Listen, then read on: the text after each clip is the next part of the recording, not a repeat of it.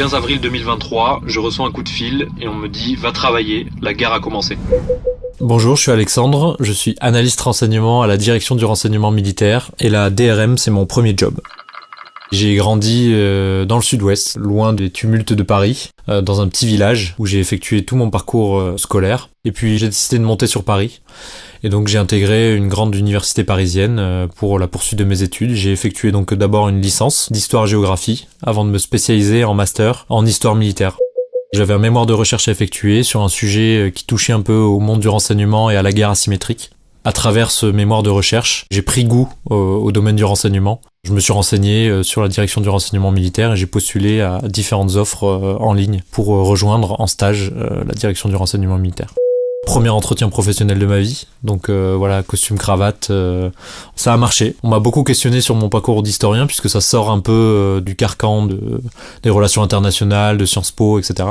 Quand je suis arrivé au stage, ça s'est tout de suite très bien passé. On est intégré dans une équipe de jeunes, donc on crée tout de suite des liens avec les autres stagiaires, mais aussi avec les analystes. Donc ça se passe très bien, on est directement dedans. Et puis moi, ma mission principalement, ça va être d'appuyer l'analyste en titre et mettre un peu un premier pied dans le métier d'analyste. On apprend très vite et en fait on devient mature très rapidement. Donc à l'issue de mon stage, je profite du fait que ma tutrice change de poste pour postuler donc sur le sien, sur le poste d'analyste Soudan du Sud. Et là, on est dans le grand bain, on est un jeune analyste de 26 ans, mais on touche à des choses d'importance et on côtoie des gens importants. Ma vie elle change du tout au tout puisque déjà c'est mon premier job, donc j'ai un salaire, voilà, je peux me payer mon appartement, je peux aller voir mes copains, faire plein de choses à Paris. Début de l'année 2023, on commence à se rendre compte que la situation évolue pas mal au Soudan, notamment à Khartoum, et que les deux généraux qui se disputent le pouvoir alors dans le pays vont potentiellement en venir aux mains. Et puis le 15 avril, donc 2023, un samedi matin, après une très courte nuit, je suis réveillé par mon chef qui m'appelle, qui me dit la guerre a commencé, va travailler.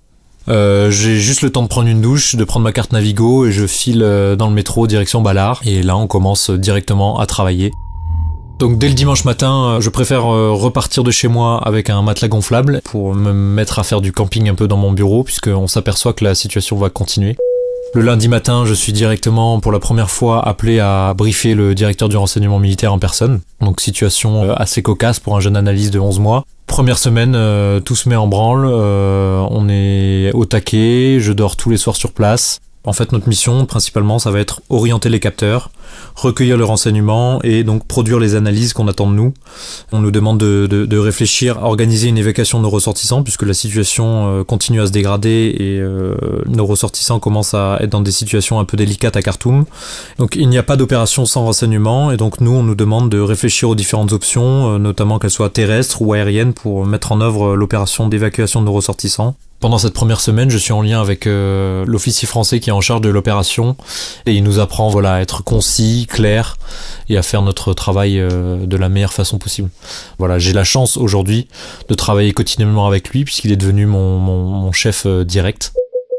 Alors avec le recul, beaucoup de fierté. Je me suis rendu compte qu'en l'espace de 2 semaines, je pouvais passer de rien professionnellement à quasiment tout. On passe du statut de jeune analyste, on rentre directement dans la cour des grands, on est avec des généraux, on briefe de grands chefs. Et ce que j'ai fait quotidiennement pendant ces 2 semaines, mais que je continue également à faire aujourd'hui, c'est vraiment avoir l'esprit chasseur. C'est un peu être le sniper caché dans les fourrés, qui de façon discrète, il attend son heure, il récupère toutes les informations qu'il a autour de lui, jusqu'à voilà, obtenir le renseignement consolidé qu'on va apporter à nos chefs, puisqu'il faut, quand on est analyste renseignement, creuser, toujours chercher à avoir l'information que personne n'a. Ben moi, le conseil que j'aurais, c'est de vraiment oser. On se dit que le monde de renseignement, c'est quelque chose d'inaccessible, voilà, c'est James Bond, c'est quelque chose de très secret, etc. Il faut postuler, ne pas hésiter à postuler aux offres qu'on voit en ligne. Et dès qu'on a le pied dans la porte, dès qu'on arrive à avoir un entretien, c'est tout donner et montrer que, voilà, on a envie de travailler dans ce monde-là et qu'on a quelque chose à apporter à l'édifice.